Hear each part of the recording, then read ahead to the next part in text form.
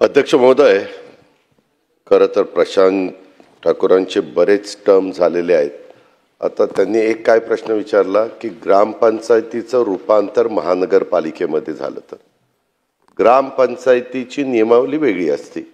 ग्रामपंचायतीचे रस्ते, ग्रामपंचायतीचं एकंदरीत तो प्लॅन, नगरपंचायत झाली की नॉर्म्स बदलतात, नगरपालिका झाली की अजून नॉर्म्स बदलतात आणि महानगरपालिका झाली तर अजून नॉर्म्स बदलतात. हे आपल्याला सगळ्यांना माहिती आहे. त्याच्यामध्ये रस्ते आपण मोठे टाकतो, त्याच्यामध्ये वेगवेगळ्या प्रकारचे आरक्षण टाकतो, त्याच्यामध्ये नागरीकरण मोठ्या प्रमाणावर होत असताना कुठल्याही प्रकारची असुविधा तिथं राहू नये. दफनभूमी असेल, स्मशानभूमी असेल, क्रीडांगण असेल, तुमचं उद्यान असेल, इकॉनॉमी विकास सेक्शनच्या करता घरं असतील, अशा अनेक गोष्टी आपण त्याच्यामध्ये टाकत असतो. त्याच्यामुळं सभागृहांनी एक गोष्ट लक्षात घ्यावी, ग्रामपंचायत असताना ठराव झाला, नंतर जी महानगरपालिका झाली म्हणून तेच कंटिन्यू महानगरपालिकेत होईल असं अजिबात होत नाही. हे पहिल्यांदा सगळ्यांनी ध्यानामध्ये घेतलं पाहिजे. अध्यक्ष महोदय, त्यामध्ये साधारण पहिल्यांदा ही ग्रामपंचायत होती. ग्रामपंचायतीचं रूपांतर महानगरपालिकेमध्ये झालं. आज अंदाजे पनवेल महानगरपालिकेमधली लोकसंख्या 15 लाखच्या दरम्यान साधारण प्रशांत असेल आणि त्याच्यामध्ये खारघरची लोकसंख्या अंदाजे 4 ते 5 लाख आहे. इतकं मोठ्या प्रमाणावर तिथं नागरीकरण झालंय, बाहेरचे लोक आलेत, वेगवेगळे व्यवसाय सुरू झालेत. ज्यावेळेस मोठे मोठे हॉटेल येतात अध्यक्ष महोदय, त्यावेळेस त्या हॉटेलला बाबा 5 स्टार हॉटेलमध्ये काय सुविधा असल्या पाहिजेत, 4 स्टार हॉटेलमध्ये काय सुविधा असल्या पाहिजेत, 7 स्टार हॉटेलमध्ये काय सुविधा असल्या पाहिजेत, ह्याची एक नियमावली आहे. ते पहिल्यापासूनच देशामध्ये सगळीकडे त्या बाबतीमध्ये लागू आहे. तसे आपल्या पण राज्यामध्ये लागू आहे. आता या सन्माननीय प्रशांतजींचं म्हणणं असं आहे की आम्ही ठराव करतो म्हणून ते बंद करा. अध्यक्ष महोदय, मागं ह्याच सभागृहामध्ये काही सन्माननीय आपल्याला आठवत असेल, मागं आपण एका जिल्ह्यामध्ये, मी त्या जिल्ह्याचं नाव पण घेत नाही, जिल्ह्यामध्ये दारूबंदी केली. नंतर मागे सरकारमध्ये आम्ही असताना आपण पण त्यावेळेस सगळेजण त्या सरकारमध्ये होतो, त्यावेळेस ती दारूबंदी उठवली. कारण सर्वे केला, दारूबंदी केल्यानंतर छोटी छोटी मुलं बाहेरच्या बाजूनी शाळेतली ते बाटल्या तिकडनं जिथं दारू विक्री व्हायची तिथनं घ्यायचे, दारूबंदी असणाऱ्या जिल्ह्यामध्ये आणायचे आणि ते विकायचे. त्याच्यातनं एक सर्वे असा पुढं आला की ह्याच्यातनं मुलांनाच एक वेगळ्या प्रकारचा व्यवसाय मिळाला आणि मुलं त्याच्यातनं पैसे कमवायला लागले आणि म्हणून आपण ती दारूबंदी उठवली. दारूबंदी आणि काहींनी तर तिथं आमदार खासदार आम्हाला निवडून द्या, आम्ही निवडून आल्यावर आम्ही दारूबंदी उठू आणि ते खासदार झाले, आमदार झाली. ही वस्तुस्थिती आहे आपल्या महाराष्ट्रामध्ये. पण त्या खोलात मी जात नाही. आता प्रशांतजी ठाकूर साहेबांचं म्हणणं, त्यांनी अनेकदा ही लक्षवेधी आणली. यांनी आत्ता जे काही मुद्दे उपस्थित केले, बाबा एक तिथं विदेशी मद्य किरकोळ विक्री शॉप आहे. मला सभागृहाला एक गोष्ट सांगायची की 1900 जवळपास 72 पासून आपण कधी पण नवीन दुकानं महाराष्ट्रामध्ये दिलेली नाही. पण साधारण बाकीच्या राज्यांमध्ये, उत्तर प्रदेशमध्ये तर दरवर्षी 3% दुकानं जास्तीची देत राहतात. आपण त्याच्यामध्ये कुठल्याही प्रकारे बदल करत नाही. मात्र काहींना एखाद्या ठिकाणी दारूचं दुकान असेल पूर्वीच्या काळामध्ये दिलेलं आणि त्याचं स्थलांतर करायचं असेल तर त्याला मात्र राज्य सरकार नियमाप्रमाणे परवानगी देतं. ज्या काही गोष्टी असतात, बाबा तिथून शाळा किती लांब असली पाहिजे, इतर काही गोष्टी किती लांब असल्या पाहिजे, त्याच्यामध्ये ते बसत असेल तर अध्यक्ष महोदय त्याला परवानगी त्या बाबतीमध्ये दिली जाते. आणि तिथं रेस्टॉरंट बार सुरू झालेले आहेत, ते म्हणतात ते बरोबर FL3ची.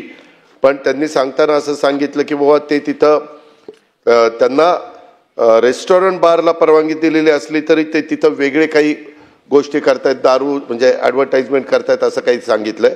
त्याच्याबद्दल एक्साईजचे लोकांना पाठवलं जाईल, तिथं स्क्वॉड पाठवलं जाईल अचानक आणि ते तपासलं जाईल किंवा कलेक्टरला पण त्याच्याबद्दलची माहिती किंवा आमचे SP पण तिथं असतात त्यांच्याकडनं पण ती माहिती ही निश्चितपणे घेतली जाईल. पण हे जो काही आमच्या प्रशांतजींचा आग्रह आहे की आम्ही महानगरपालिकेने ठराव केला तर लगेच तुम्ही दारूबंदी करा, वास्तविक महानगरपालिकेला पूर्णपणे अशा प्रकारचा ठराव करण्याचा अधिकार कुठे दिलेला नाही आहे. त्याच्यामध्ये काही आपण प्रोसिजर केलेली आहे. साधारण किती महिलांनी मागणी करायची, मग तालुक्याचं ठिकाण असेल तर त्याच्यामध्ये काय असलं पाहिजे, जिल्ह्याचं ठिकाण असलं तर काय असलं पाहिजे, महानगरपालिकेचं ठिकाण असलं तर काय असलं पाहिजे, ह्या सगळ्या गोष्टीची साधक बाधक चर्चा होते आणि पूर्णपणे दारूबंदी केली तर असाही एक अनुभव आला। मी दारूबंदी म्हणजे दारू सुरू करायचं समर्थन करतोय असं कृपा करून सभागृहातल्या कुणी सन्माननीय सदस्यांनी ध्यानामध्ये म्हणजे असं मानू नये।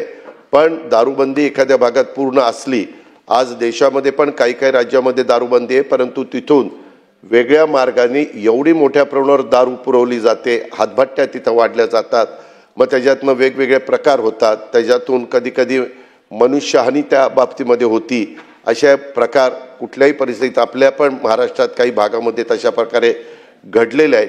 ह्या गोष्टी घडू नये, दारू तर कोणी पिऊ नये ह्याच मताचं आम्ही लोक आहोत, परंतु आपण म्हणून चालत नाही, कारण प्रत्येकाला आपलं आपलं स्वातंत्र्य आहे आणि त्याच्यामुळं जे काही नियमावली केलेली आहे त्या नियमाच्या अधीन राहून ते त्या गोष्टीचा वापर करत असतील तर त्याला कुठलं बंधन त्या बाबतीमध्ये नाही आहे।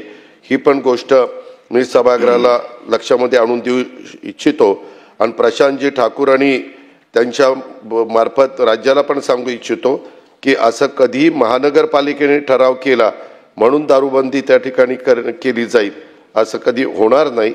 त्याच्याबद्दल महानगरपालिकेला तसा अधिकार नाही। मध्ये असंच एक लक्षवेधी आली होती आणि त्याच्यात सांगितलं 2-2, 2.5 हजार लोकांच्या सोसायट्या असतात, सोसायट्यांनी ठराव केल्यानंतर ते तुम्ही बंद केलं पाहिजे। त्याच्यामध्ये आपण तसं करू शकत नाही। तिथं कमर्शियल जी काही दुकानं असतात त्याच्यामध्ये त्यांनी सगळ्या परवानग्या घेऊन काय विकावं काय विकू नये नियमाप्रमाणे त्या नियमाचं त्यांनी पालन केलं का नाही एवढ्या गोष्टी आपण त्या बाबतीमध्ये बघत असतो।